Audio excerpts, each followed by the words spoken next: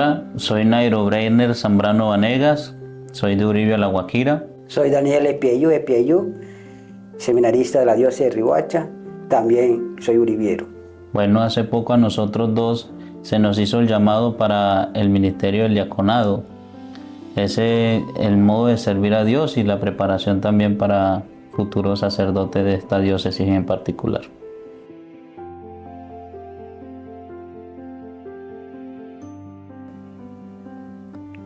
Bueno, mi vocación surge en Uribe, La Guajira. Mi vocación nace a través de cansancio, de hambres, porque yo vivía en una comunidad era que el cansancio, el hambre, porque uno venía máximo 1 hora manejando bicicleta para el pueblo Uribe. Y ahí llega un sacerdote y el sacerdote me pregunta: hijo, ¿qué tienes? El sacerdote me dice que está aburrido, y yo le dije que no, estoy cansado porque tanto manejar bicicletas. Y este sacerdote me invita para la casa cural, y yo tampoco no sabía qué es casa cural. Y segunda vez me invita hablando sobre la vocación del seminario, los sacerdotes. Me decía que usted tiene vocación. Yo le decía: padre, yo no tengo vocación.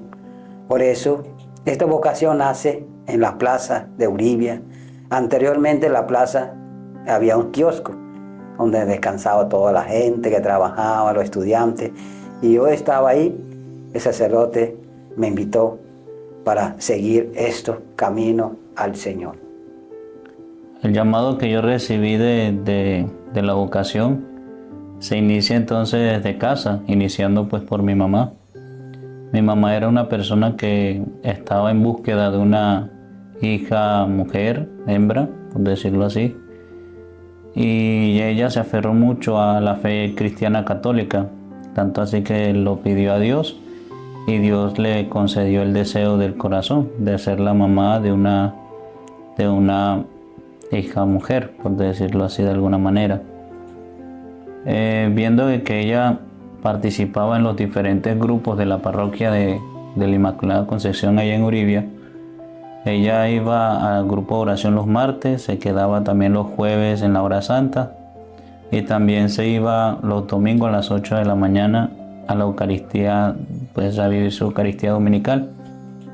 Y a mí me entró pues como la curiosidad de qué era lo que tanto hacía ella dentro de la iglesia.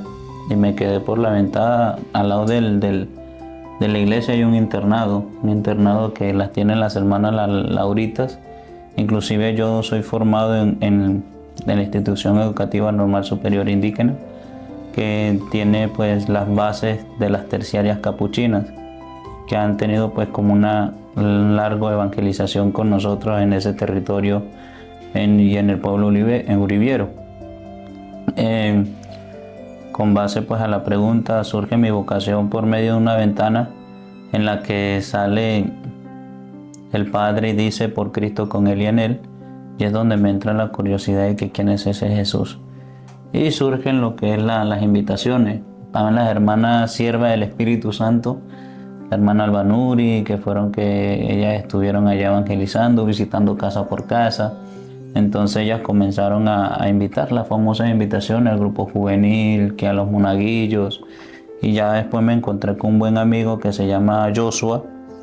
Joshua es el que me invita a mí para el grupo de monaguillos los viernes a las 5 de la tarde o después de la Eucaristía de las 6 de la tarde. Cuando allí viene entonces la hermana Albanuri, habla muy lindo de un amigo que escucha, de un amigo que perdona, de un amigo que no te falla, de un amigo que jamás te señala, ni te juzga, ni te regaña, ni porque eres necio, ni nada por el estilo. Entonces ella comenzó a mostrar ese amigo y pues de alguna manera está hablando de Jesús. Al final de la charla de ese viernes de monaguillos, ella dice que ese amigo vive en esa cajita dorada. Ella lo dijo en ese momento, en la cajita dorada, como para entender de que era de que era el sagrario, lo que ya uno conoce ya cuando ya uno entra en el sagrario, y ella dice, no, en esa cajita dorada se encuentra ese amigo que no te juzgue, ese amigo que no te señale, ese amigo que te... Y por ese momento pues me entró la curiosidad, yo de tantos muñequitos que yo veía, yo me imaginé un Pokémon, me imaginé a Stuart Little, inclusive con una cama pequeña dentro de esa cajita dorada que mostraran, que es el sagrario, ¿no? Y entonces me entró la curiosidad y quería saber qué era lo que había dentro de esa caja. Yo decía, ya era tarde de la noche y nosotros haciendo bulla, ¿será que él ya está dormido? Y nosotros aquí haciéndole bulla, que no sé qué, ¿será que si yo le toco ahora, él me abrirá porque yo lo quiero conocer? Pero en medio de la juventud estaba pendiente de todas esas cuestiones de anime y pensé que era pues como un estilo de Pokémon y algo así de pequeñito. Y surge entonces la inquietud, pues la primera vez que yo acolité fue duro la primera vez que yo acolité porque el padre no sabía que yo era primíparo en eso y cuando me puso a acolitar hice varios errores a las cuales él salió, pues yo me imagino que salió bravo, regañó a la hermana y cuando regaña a la hermana yo me le paré también y yo le dije, ¿por qué la vas a regañar si tú fuiste el que me pusiste la manta esa blanca, la que uno le llama, pero eso es el alba, lo que ya uno conoce? Y yo me sentía como Jackie Chan ya con eso, así cuando uno se amarra el single y todo eso y en la foto. Y de ahí entonces ya surge ya mi servicio como monaguillo. Y cuando ya entro ya la hermana nos enseña a decir, no es que no es monaguillo, sino que es servidor del altar. Y seguí como servidor del altar hasta el momento de que quise ser sacerdote, sentí el llamado de ser sacerdote al servicio y el padre me puso unos parámetros fuertes porque al igual yo no era nada fácil tampoco. Tenía muchos vacíos, tenía mucho desorden, mi vocabulario era también pesado, de esos vaguitos así, pues sin ofender a mi Santa Madre, ¿no? Porque es que cuando uno está en ese sentido solo y ella trabajando por cada uno de nosotros, pero ella, delante de ella pues yo trataba de no decir nada y delante de la gente pues yo era muy grosero. Y nos encontramos me encuentro yo con ese paralelo entonces del sacerdote y encontrar el sacerdote que le abre a uno las manos y lo abraza y le comienza a instruir a uno las cosas del bien. Y me hizo corregir muchas cosas, tanto como en la casa, como en el colegio y en la calle, y ya no era como ese niño rebelde, como ese niño desordenado, ni mucho menos callado, o que ya tiraba la piedra y escondía la mano, sino que ya comenzó a tenerse una formación más y comenzó a mejorar también en el colegio, donde antes me llevaban a mí a coordinación por desorden, ya me llamaban a coordinación para representar el colegio. Y poco a poco fui entonces, cuando me dijeron que se iba para el seminario, estaba Monseñor Héctor y fui cuando en ese 2014 me gradué, en el 2013, en el 2014 entro ya por primera vez a ese seminario. Inicié en Juan Pablo II de Valledupar, luego por cosas de la vida terminé mis estudios en Cristo Sacerdote en la Ceja, Antioquia. Igual que este sacerdote que se llama Luis Carlos Arias Royable, es el que nos invitaba en los encuentros, diferentes pueblos, y me llamaba la atención lo que decía al sacerdocio. Y Dios que tenía planeado este camino durante ese proceso que llevamos en el seminario. También terminé en el seminario Juan Pablo II. Inicié allá hasta la filosofía, hasta la teología terminé.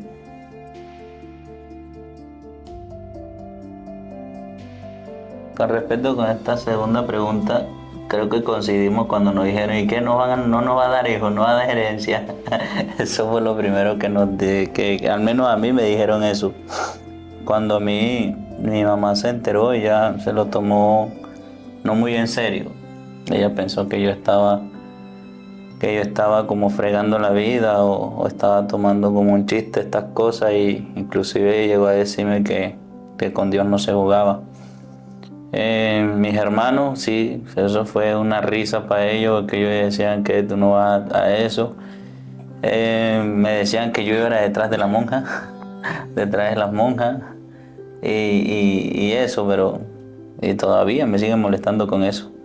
Pero de todas maneras ya alcanzaron un modo distinto de mirar la decisión mía.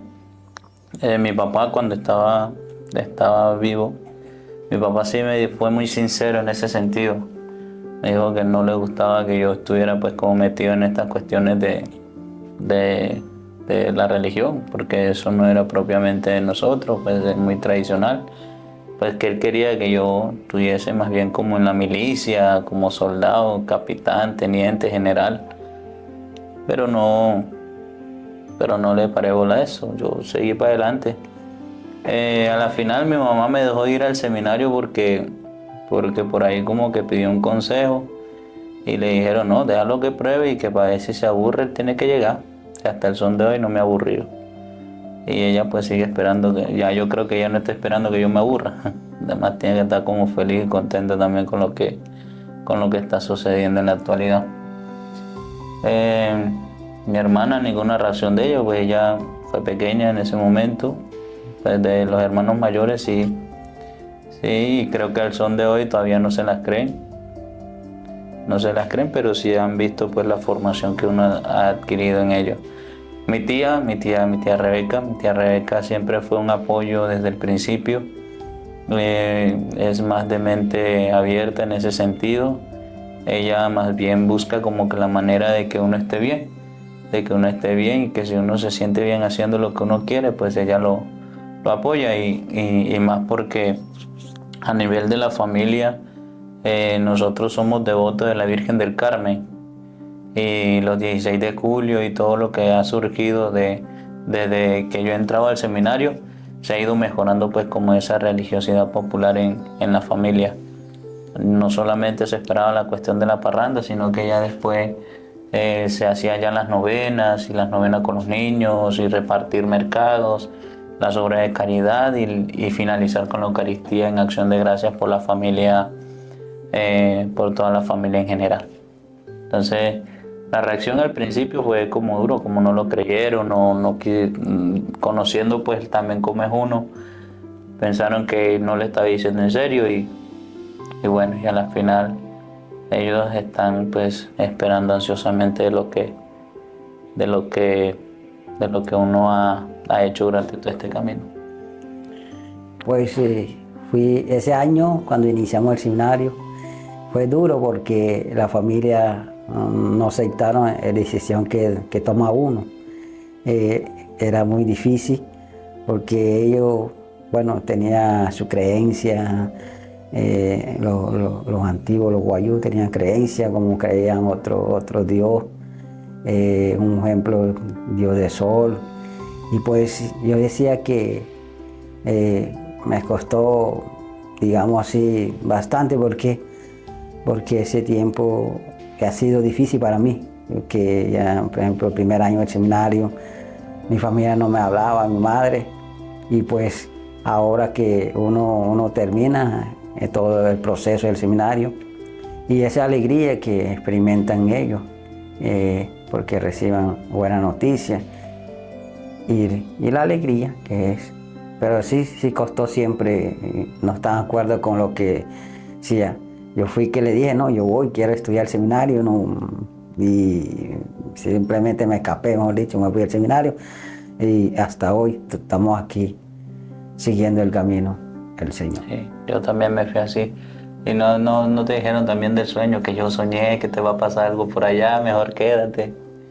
No, Conmigo sí soñaron, dicen. No, solamente que ellos como que tenía otra creencia, y me dijeron que no, que queremos, los guayú no nacen para eso. Al ser sacerdote, ser como ahorita que vamos a ordenar diácono, ellos no creían eso. Porque yo fui que mi hijo tomé decisiones para llegar al seminario, pero el primer año sí me costó porque no me hablaba la gente, mi familia, pero y medio de eso yo sigue orando hasta que el Señor llama este camino, esta vocación que nace en el desierto, en La Guajira.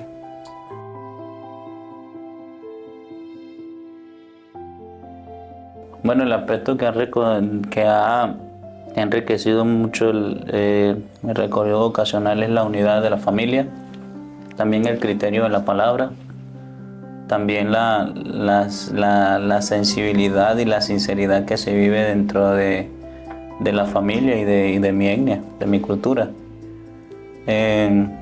También en ese sentido afianza mucho también lo que es querer ayudar, de querer ayudar a los demás, a querer ayudar a los propiamente de nuestra tierra, porque por ejemplo el clan de nosotros es grande y se viven muchas cosas. Hay niños desnutridos, hay niños que no tienen esas capacidades intelectuales que de pronto deben adquirir, otros que pueden hacerlo pero no tienen los recursos.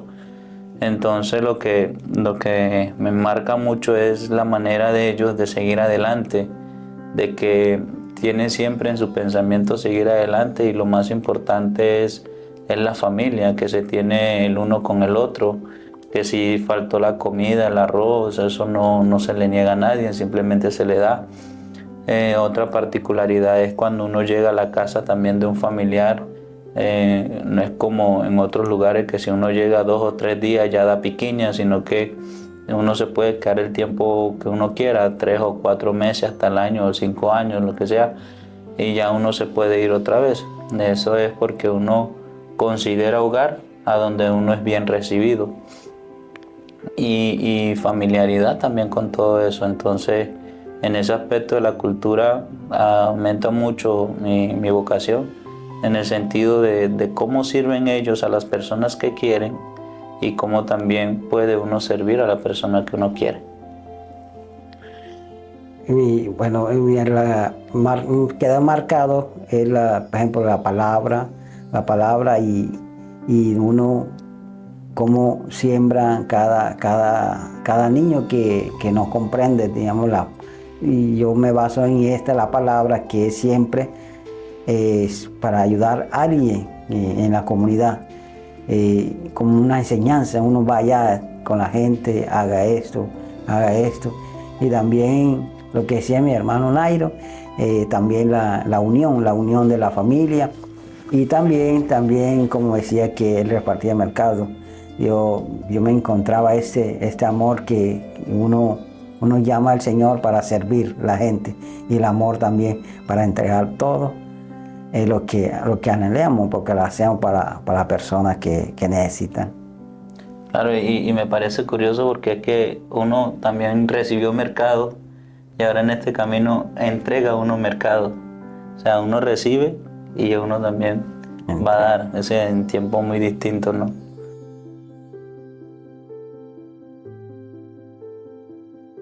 Bueno, lo más desafiante en este camino son más que todo la adaptación de la cultura, la adaptación de que cuando uno va, bueno, en Valledupar la experiencia ha sido muy distinta. En Valledupar se tienen reglas, se tienen grupos de vida, son más comprensibles, entienden un poco más la cultura, son más en este sentido muy costeros, y entienden un poco también la etnia, por decirlo así, porque ellos también tienen contacto con los arahuacos. Ellos también tienen allá en el seminario ese contacto, pero ellos son más en el sentido de que no todo lo toman literal, de que lo tiene que ver, sino que lo van estructurando a uno de una manera comunitaria. Normalmente, hablo de mí, pues cuando yo inicié en Valledupar, yo era más aislado, era yo solo. Si tenía que hacerlo, lo hacía, o si no, me ponía pues como a discutir también con los mismos padres que me mandaban a barrer. Yo les decía, ¿pero por qué?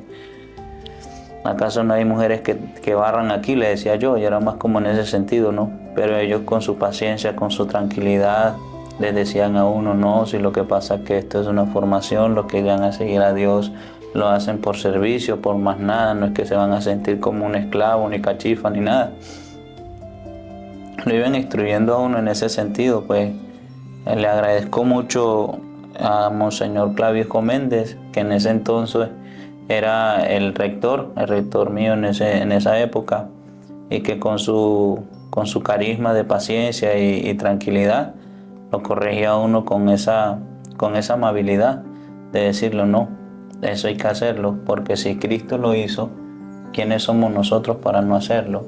Porque Cristo fue el que sirvió a los demás, inclusive si le lavó los pies a los discípulos, y él dice que hay que hacer y amar al prójimo como uno, y que el primero es el que sirve, dice. Entonces, no solamente recuerdo yo tanto que él decía, no solamente la baldosita, si tú ves que la otra baldosita está sucia, vaya y bárrelo, porque eso es de la comunidad, no solamente de una persona. Entonces, en ese aspecto de la cultura de uno interactuar con las otras personas que tienen otra manera de pensar, otra manera de mirar las cosas, y lo que sí da duro es la parte académica también, parte académica que a veces uno no entiende esos lenguajes técnicos de los profesores, que ellos en su mente creen que uno está entendiendo, pero uno no está entendiendo nada. De alguna manera pues le toca a uno esforzarse uno el doble o el triple y preguntar, y de pronto nosotros tenemos en la cabeza ser un poco más minucioso, más que le expliquen a uno con plastilina, porque cuando comenzaron a hablar de metafísica, por ejemplo, o comenzaron a hablar de la filosofía en la naturaleza, o comenzaron a hablar de Demiurgo, y uno por allá queda uno azul para comprender y entender esos pensamientos filosóficos dentro de la academia. Y ya también la comida también a uno lo equipara, que porque uno está acostumbrado como una arepa de esa gruesa, bien buena, con queso por dentro y mantequilla, y ya parece un pedazo de cartón, como le dice uno. Ya después, cuando me pasan para el seminario de la Cesca, ya cambia totalmente, inclusive la región, todos allá blancos, todos hablando, todo así sensible, todo que uno no medio puede decir una grosería o que se lo toman a pecho. Entonces uno trata más bien como de, al menos yo comprendí eso, donde uno es minoría, es mejor como adaptarse y hacer las cosas bien, o sea, como Dios manda, no como imponer las cosas de uno porque es que mi cultura es así, no, simplemente dejarse formar. Eso era lo que yo experimenté durante la estadía y en formación pastoral, hacer las cosas bien, simplemente eso, siempre respetando la autoridad y siempre siendo sumiso pues también a lo que se le pide a uno durante todo ese proceso de pastoral. El desafiante en el seminario era ese año, época, hablando de 10 años después, cuando uno era el servicio del seminario, como trabajaba uno. Ese lo que veía uno, cómo se mataba. Y ahí se comprende, más adelante uno va pasando la teología, comprende uno el servicio. Por ejemplo, como decía Nairo, Jesús lavó los pies los discípulos. Y ahí entra uno a servir a las comunidades. Como por ejemplo en el seminario Juan Pablo II, son los que van todos los fines de semana, son comunidades. Y lo que, por ejemplo, el año pasado, y uno desafiante, eso más duro para mí era cuando presentaba la tesis. Sí, me costó bastante, por eso yo le digo, son un desafiante, porque uno le cuesta entregar la tesis, y no solamente era muy complicado, pero en uno de esos, gracias a Dios, y podía lograr uno.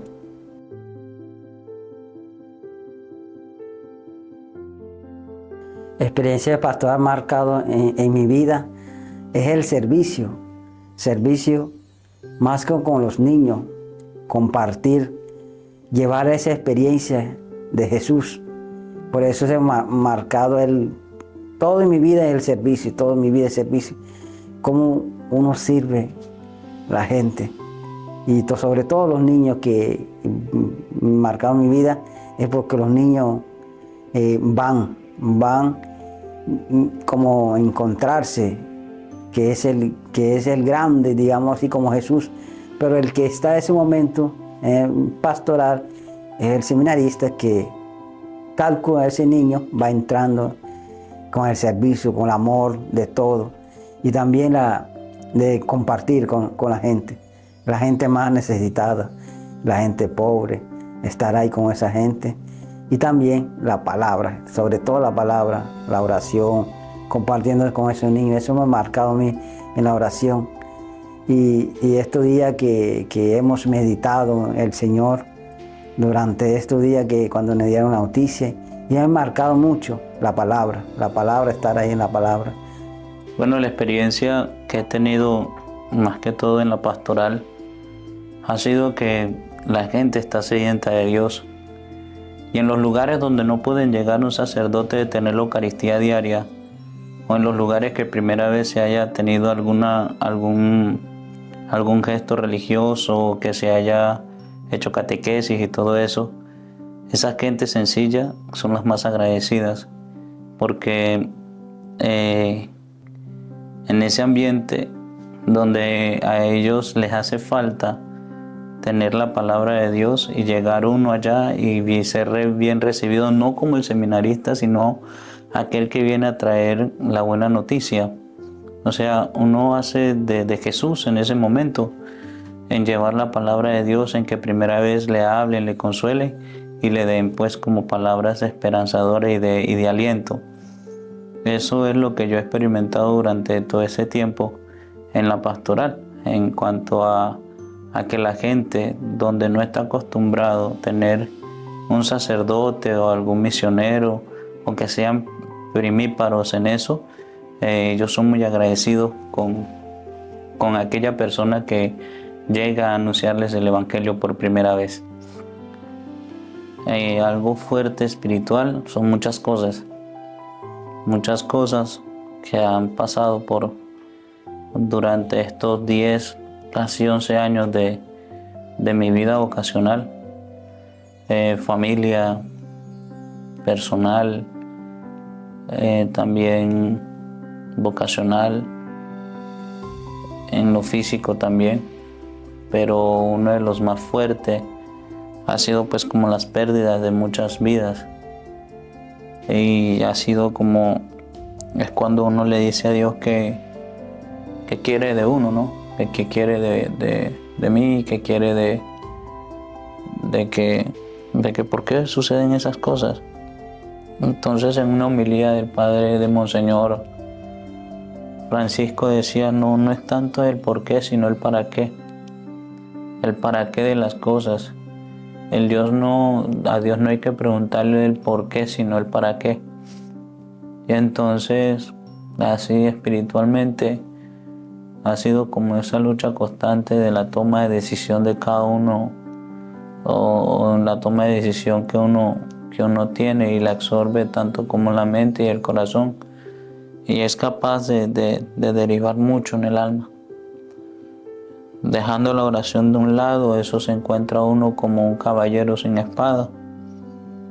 Y bueno, con el accidente que tuve en el 2019, donde casi pierdo la vida y donde pues murió alguien también muy cercano a mí, y también con la pérdida de mi hermano, que precisamente está cumpliendo ya años de fallecido en el día de hoy, y fueron muchos combates fuertes.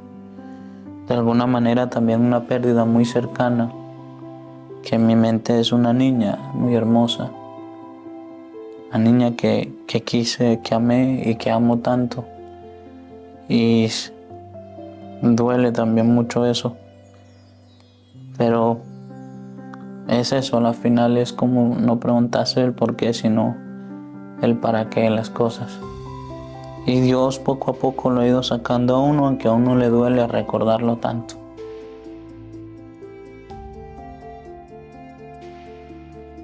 Es una alegría, digo, que he experimentado la gracia de Dios por este llamado y sobre todo la alegría de tantos años en el seminario y llegado la hora, como dice el Señor, llegado la hora para recibirse. Y la felicidad, me siento contento, alegría, todo, y también la esperanza. Uno ha esperado tantos años y llega este momento de alegría, la esperanza. Bueno, la verdad son muchas cosas. Muchas cosas. La primera es que no me la creo. Yo terminé mi formación de seminario en el 2021. Del 2021 para acá ha sido una espera larga, con dificultades. Cuando yo lo esperaba la noticia que lo diera Monseñor, no se dio. Y se dio en un momento donde yo ni siquiera no lo esperaba, realmente no lo tenía como tan presente como al principio, que pensé que lo diría por ahí como en noviembre o junto con Jorge, que es el otro compañero de nosotros. Pero ya después, cuando dejé de esperar, fue que sale así de sopetón. Y bueno, simplemente es tomar a riendas también de todo esto y agradecido pues con Dios porque está dando pues como respuesta a lo que Él quiere conmigo y de hacer su voluntad. Después de tantas cosas que uno piensa, después de tantas unas cosas que uno ha pensado en indagar sobre la cuestión de la vocación, a la final es como uno dice, pero ¿qué pasó aquí si tanta duda había? Entonces el Señor hace pues su obra. ¿Será que ya Dios vio que ya estaba realmente preparado para esto? Y pues lo recibo con mucho cariño y con mucho amor también esto. Y como siempre he dicho, adelante para allá y de hacer las cosas bien.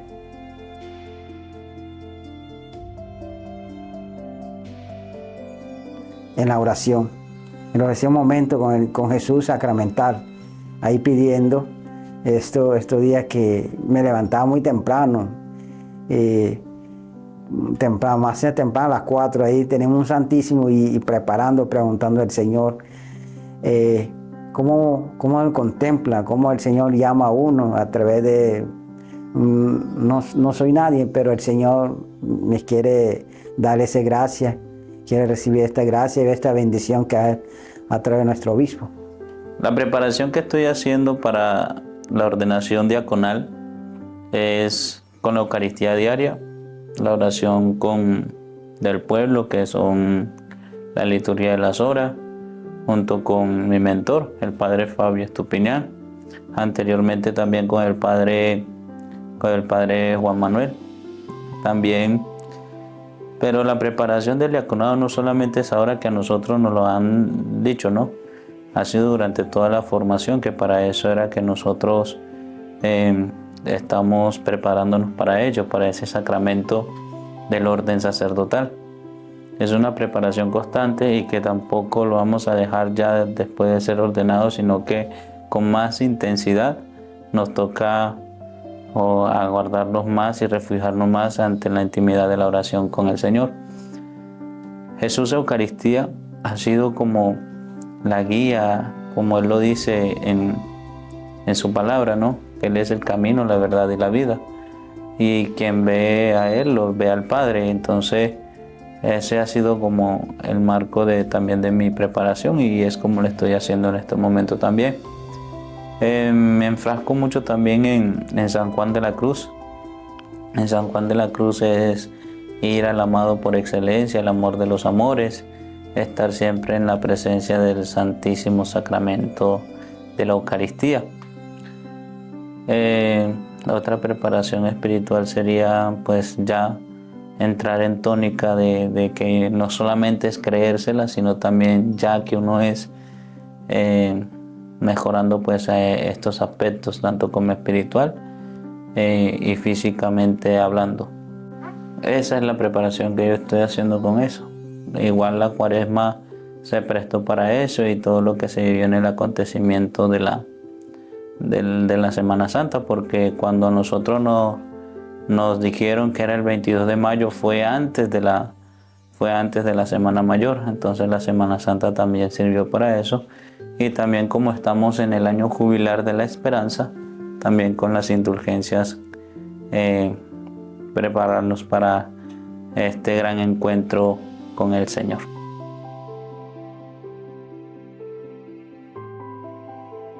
Bueno, nuestra fe católica se vive más que todo aquellos quienes tenemos la oportunidad de estudiar y se nos enseña el manejo de la Biblia. En la época mía era ¿cómo es que? En el área de la materia de religión. Pues gracias a estos grandes misioneros que han sido caritativos con Dios, porque que con Dios no, con nosotros, con nuestra etnia, que han ido a esos lugares donde nadie había ido antes, como los capuchinos, las hermanas, las terciarias capuchinas. Pero he notado mucho que nosotros nos bautizamos, tenemos el primer sacramento, nos hacemos hijos de Dios, y ya más adelante cuando ya nosotros nos formamos, nos educamos tanto como intelectual, es donde ya conocemos un poco más de nuestra fe católica, ¿no? Pues desde el principio a uno lo bautizan supuestamente que por el mal de ojo. Y ya, y ahorita que nos hacen hacer la primera comunión, y ya, pero cuando venimos de una familia pues formada católicamente. Recuerdo que mi mamá decía que mi abuela era devota a San Judas Tadeo, la Virgen del Carmen dentro de mi familia, pero solamente en ese tiempo y ya.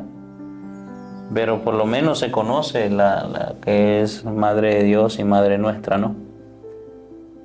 Se vive la fe católica. Pienso que ha sido fuerte el trabajo con las instituciones, en Nazaret, el internado de Nazaret, y ahorita todo lo que nos enseña aquí en el pueblo uribiero, más que todo nos ayuda en la fe las hermanas y la misión que se lleva a cabo. Mirando el contexto en la comunidad, la gente, no es que hay muchos hermanos separados, no, porque ellos nadie le llega, en esa comunidad nadie le llega. Eso es como la falta de la fe de la Iglesia Católica. Y se mete otra religión porque llegan ahí tocando la puerta. Como nosotros que ya el Señor nos llama, ahora que hacemos esa misión, evangelizar, tocar la puerta en cada comunidad, que lleguemos ahí, esa gente, nuestra cultura, nuestro guayú, lleguemos ahí a evangelizar. Y sí evangelizaron, pero no es mucho, evangelizaron un poquito guayú, lo que decía era lo que estudiaron, pero no, también no lo evangelizaron casi. Evangelizaron, por ejemplo, cada internado. Yo siempre he dicho esto, gracias a los primeros que llegaron aquí en Colombia, que son los capuchinos, que dieron la vida por todo La Guajira, entregaron su vida. Hay un sacerdote que se murieron allá cuando estuve la experiencia en Nazaret.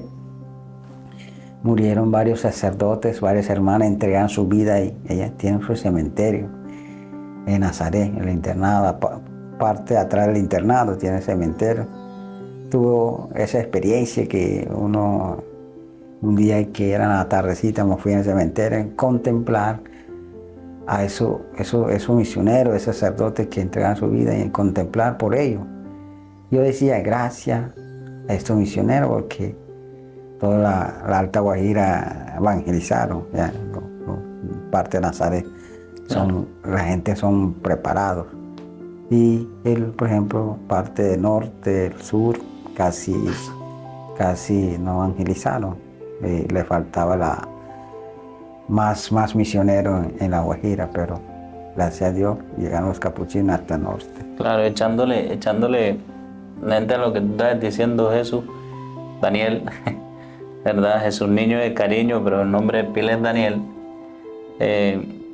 Cuando tú decías que la evangelización y todo eso en la actualidad, normalmente en estas escuelas rurales que están ahorita fuera del municipio de Uribia, en su mayoría en el Facebook, uno va mirando y han tenido ese acontecimiento de poder hacer el Via Crucis dramatizado, o sea, se tiene como saben que viene ya la Semana Santa y una semana antes de salir de vacaciones hacen su Via Crucis como recordando el gran acontecimiento donde Jesús nos salvó a nosotros y nos perdonó cada uno de nuestros pecados.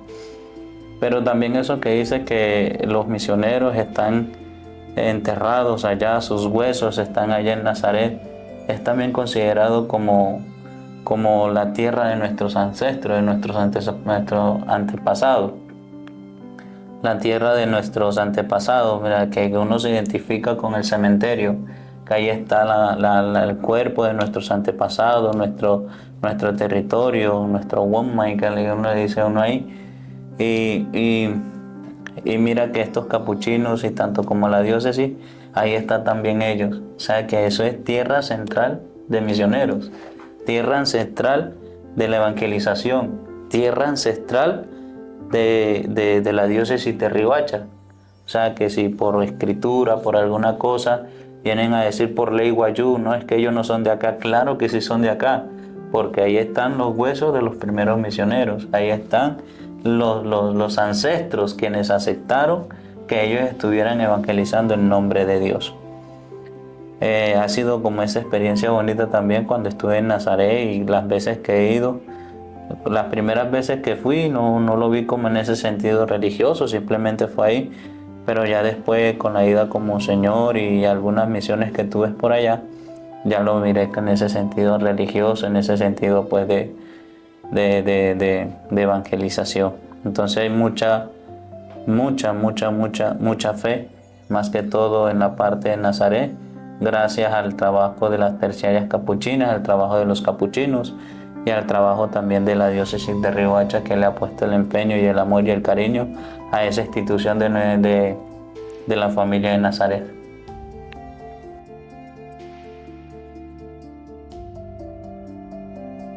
Bueno, retos hay muchos retos.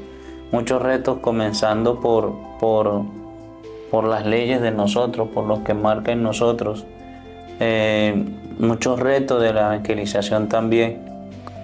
Muchos retos también en que sean conscientes de lo que es la Eucaristía, los sacramentos.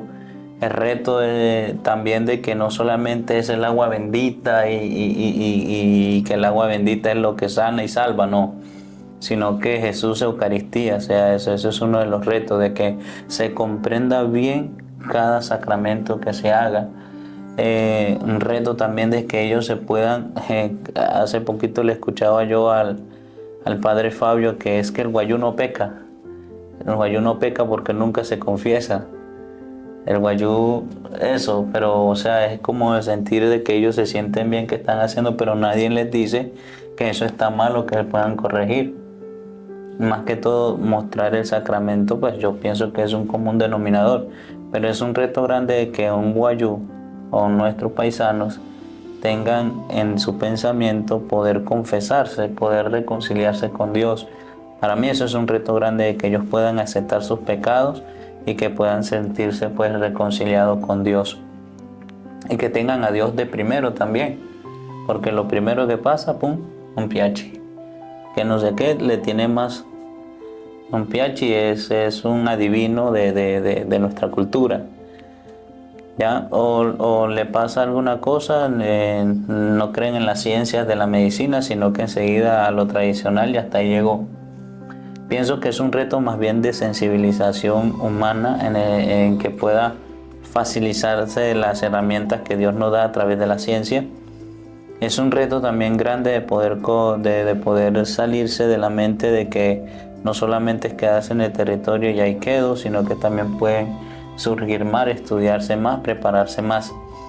Es un reto también las cuestiones de las familias que se encuentran en conflicto, que no solamente tiene que ser armas, guerra, sangre, para acabar en una familia o traer la paz toca que matar a todo el mundo, no. Es un reto más bien tener que pueda ellos tener un diálogo de sensibilidad, de paz, y de que se pueda llegar a una, no a irse a la guerra como tal, pero sí a llegar a un diálogo y de establecer las cosas y de tener las cosas como Dios manda, ¿sí? Para mí ese es el reto más grande, o sea, que hay unas leyes que favorecen y otras leyes que no. Es como inculturalizar un poco también nuestra etnia. Mirar el sacramento como se debe de mirar y como se debe de hacer y enseñar bien eso. Pienso que uno como sacerdote es más bien como instruirlos bien, decirles bien cómo funciona todo esto de la salvación de las almas y de la iglesia de Cristo, que Él es el camino, la verdad y la vida. Yo pienso uno de los retos más importantes, por ejemplo, cuando ya nosotros vamos como pastores, lo que es que entrarse uno o centrarse uno ahí de los hermanos guayú, es como quitarla ya de la, no es que escuchando a un sacerdote quitar la cultura, no, más allá o poner algo para ellos o hacer algo que ya con nosotros ya abrir, digamos así como cancha, enseñar eso que ellos no sabían, que bueno, me ha llamado la atención lo que decía mi hermano Nairo Zambrano, que es los guayú que no tenían pecado, porque ellos no están conscientes si tienen pecado o no tienen pecado, porque nadie le habla, y esto es lo que un pastor llega, ¿no? Como nosotros, futuros diáconos, que tenemos que entrar parte de eso en la cultura, decirle que son estos buenos o son estos malos.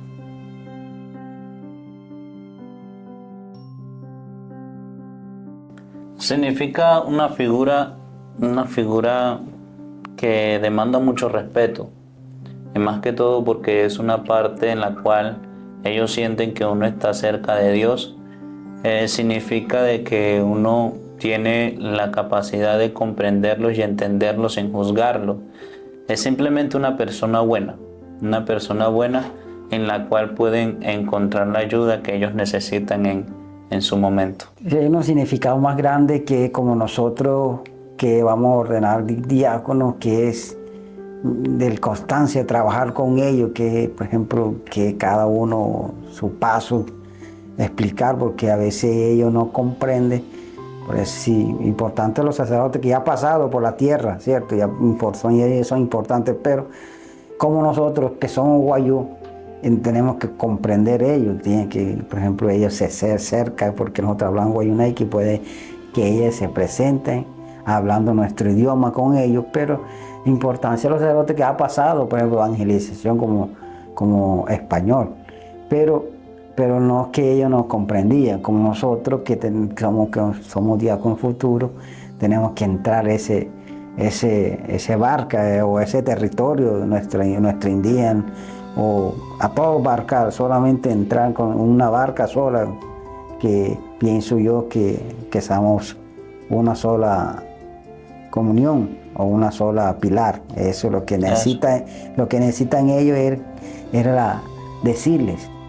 Porque le faltaba a alguien que por ejemplo, a veces echamos culpa a los hermanos que viene otra religión predicando, echamos culpa a otros, a veces tenemos la culpa porque no entramos más allá, quedamos ahí donde hay que seguir a hacer todo esa cosa que entrar con mucho amor, podemos decir, sí.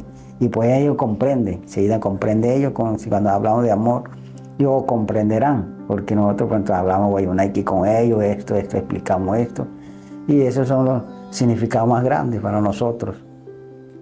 Quizá ellos tendrán mucha duda también porque la misma escritura dice que nadie es profeta en su propia tierra, y eso lo hizo el mismo Jesús cuando fue a Nazaret, que no hizo tanto los milagros y los prodigios, ¿sí? Pero pienso yo que eso enmarca en el sentido de que si a él no lo reconocieron como Dios los propios de su tierra, Entonces, ¿qué se espera de nosotros siendo nosotros ministros, cierto? Pero eso no abarca porque él era el que estaba iniciando y sin embargo una de las ciudades más evangelizadas era Nazaret y toda la comarca de Jerusalén.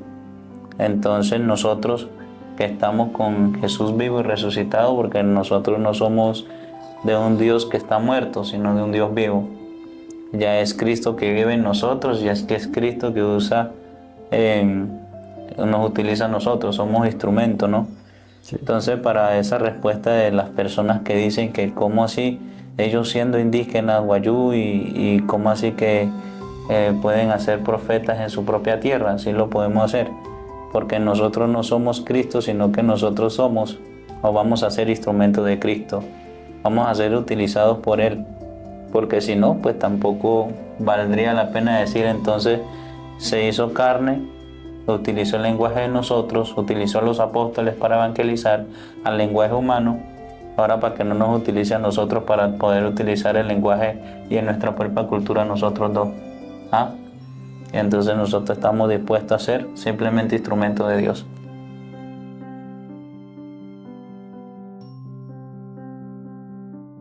Desde el inicio de mi vocación lo miraba siempre de la perspectiva del servicio, de estar sirviéndole a la gente, pero simplemente lo pensaba también por la salvación de mi propia familia, de mi propio clan, del Puchaina, de mis más cercanos, de mi papá, de mi tío, de mis hermanos, que aunque ellos no recen, no oren, no vayan a misa, no recen un rosario, pero estoy yo que lo estoy haciendo por ellos.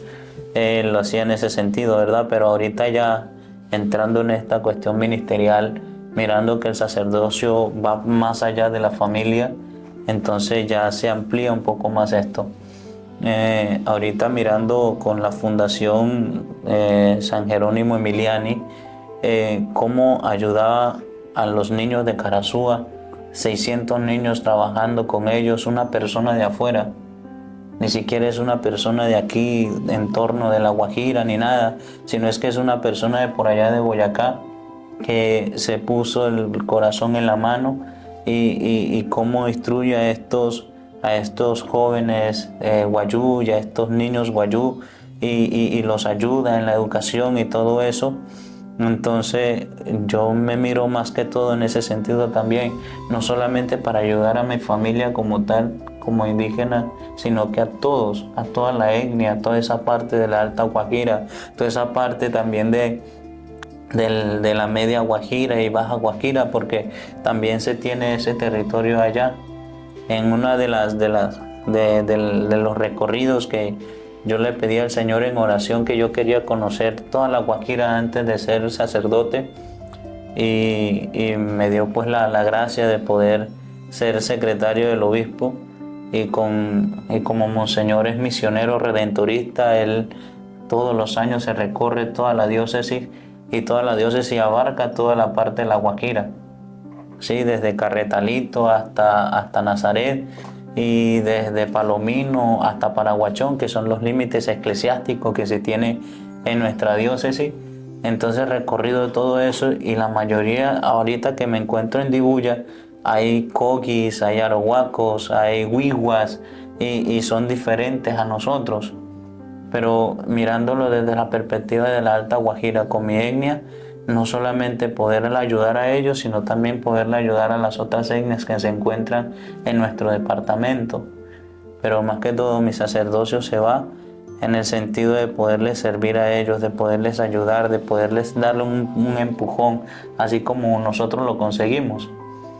Que una persona nos animó, nos ayudó, nos apadrinó, ser padrinos de unos proyectos buenos. Eso es lo que quiere hacer, pero con mira a de que Jesús sea el primero en todo. Bueno, yo pienso en eso, que el sueño de cuando seremos sacerdotes, el sueño es no solamente, y hoy mirando ese contexto, el sueño de ser sacerdote, no solamente que vamos a ayudar a esa familia más necesitada. Yo estaba pensando, mirando todo eso, pensando que es como nosotros propios guayú, que seremos sacerdotes. Y el sacerdote no es solamente para propio de uno, que voy a asumir, voy a guardar todo para mí, o con la palabra que por ejemplo conocen, cosechemos para mí, no. Yo estaba pensando entregar la vida a esos hermanos que están, no encuentran nada, entregar la vida en total, el servicio. Hay personas una comunidad que no tiene nada y nosotros tenemos que evangelizar, ayudar y dar, entregar mi vida, gastar mi vida por esa comunidad. Y mi pensamiento como sacerdote, fundar mucha comunidad y dar el testimonio que nosotros ya salimos de esto, dar testimonio a los que vienen atrás de nosotros, como puede ser los otros sacerdotes más, o puede ser muchos sacerdotes indígenas que pueden salir a través de nosotros porque experimentamos ya el amor de Cristo experimentamos ese amor de Cristo y tenemos que experimentar a ellos también, que es como nos enseña el amor de Cristo, tenemos que enseñar y ahí puede surgir mucha comunidad y mucho trabajo con ellos. Claro que sí. Y eso es importante, Jesús, porque nosotros no es nada para nosotros, sino todo por ellos. Ese es en ese sentido también de lo que Jesús nos enseña, ¿no? Del servicio, de ser el último, de poder servir, de amar al prójimo como uno mismo, comenzando por ese mandato que se nos da. Y recuerdo tanto pues este caminar. Cuando Jesús estaba con los apóstoles antes de la crucifixión, Él los llamaba y les decía, no peques más, ven y sígueme, ven, deja todo y sígueme. Pero ya después que muere en la cruz y resucita al tercer día, vayan y hagan, vayan y estén, vayan, ya nos invita ya. Es un Jesús resucitado que nos invita a que evangelicemos y que podemos hacer las cosas como el Padre, el Hijo y el Espíritu Santo nos les inspire en nuestro corazón.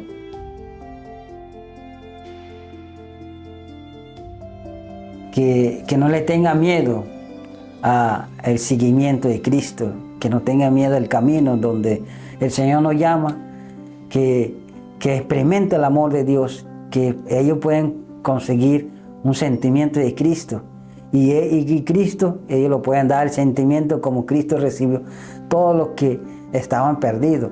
Por ejemplo, el mensaje que yo quiero dar a jóvenes en este momento, yo digo que los jóvenes que no le tengan miedo, que hagan el amor, que conozcan la vida de Dios, que conozcan el mensaje de Dios y a través de nosotros podemos evangelizar a las personas que sí. Mira, y yo estaba pensando lo mismo también, que nadie quiere seguir Cristo. ¿Por qué nadie quiere seguir Cristo? Porque a la gente les tiene miedo porque se van a quedar solos. Y si nosotros experimentamos el amor de Dios, nunca va a estar solo uno. Ya siempre está con la comunidad, siempre está con nosotros los jóvenes. Y no solamente eso, ¿cómo queremos dar un mensaje a los jóvenes? Tenemos que acompañar a los jóvenes que vienen atrás de nosotros, seguir, acompañar hasta la lucha, hasta que podamos alcanzar un proceso del seminario o un seguimiento con los jóvenes guayú. Claro que sí. Entonces el consejo que yo también le doy, porque que uno de pronto en este camino uno se consigue con altos y bajos de lo que nosotros podemos experimentar en este camino, pero es bonito porque uno va aprendiendo según los errores de uno mismo o lo que los hacen ver a uno también. Es bonito porque uno se consigue también amistades que se mueven en el mismo ambiente, conoce gente utilizada por Dios, conoce amigos sacerdotes que le acompañan a uno con honestidad en este proceso. Los mismos familiares se van enamorando de lo que uno va haciendo, las amistades, por mucho que nos peleemos y todo eso, pero ellos permanecen ahí firmes con la caridad cristiana, que lo corrigen a uno porque uno tampoco es perfecto. Lo único que yo le digo es hacer el bien, nada más que el bien y solamente el bien. Ese es un legado que me hicieron al principio de mi vocación, casi al entrar. Alguna vez me preguntaron qué era el amor. El amor era eso, se dividía en eso. en hacer el bien, nada más que el bien y solamente el bien. Pero la vida del cristiano es eso también, queridos jóvenes, y a quienes le llegue también este consejo. La vida del cristiano es eso, es amar, sufrir, luchar y vencer, porque Jesús nos amó. Y si Jesús nos amó, Jesús sufrió por nosotros. Y si sufrió, luchó también. Y cuando luchó por nosotros, salió vencedor. Y así también somos nosotros. Amamos, sufrimos, luchamos y vencemos, pero con Dios por delante siempre. Y Dios es el que hace la obra de todo esto. Simplemente si tú tienes miedo en tu corazón y tienes duda en tu corazón, simplemente dile: Señor, ilumíname mi mente, y si tú me llamas a este camino, ayúdame a seguirte con amor y con paciencia. Solamente eso era lo que quería compartirles.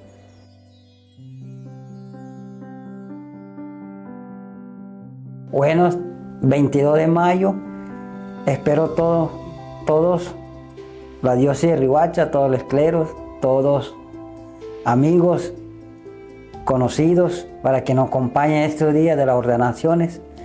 Va a ser en la parroquia Inmaculada Concepción, en Uribia, Guajira. A las 10 de la mañana, allá vamos a estar entonces esperándolos con nuestros familiares, con los brazos abiertos y lo más importante, con sus oraciones. Espero que nos acompañe tanto como espiritual y corporalmente.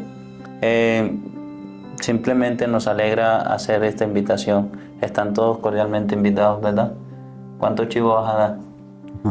¿Cuánto vas a dar tú? Poco chivo. Poco chivo, yo voy a dar una vaca. Bueno, que estén muy bien, bendiciones, Dios los bendiga, amén. No puede ser eso. No, por eso fue que hice así.